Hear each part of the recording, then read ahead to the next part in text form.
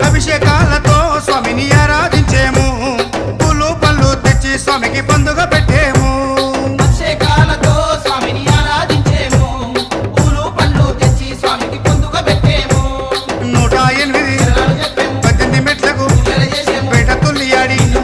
108 శరణాలు చెప్పాము 18 మెట్లకు పూజలు చేసాము పేట తుల్లియాడి నిన్న మెప్పించాము స్వామి రావయ్యో మణికంఠ రావయ్యా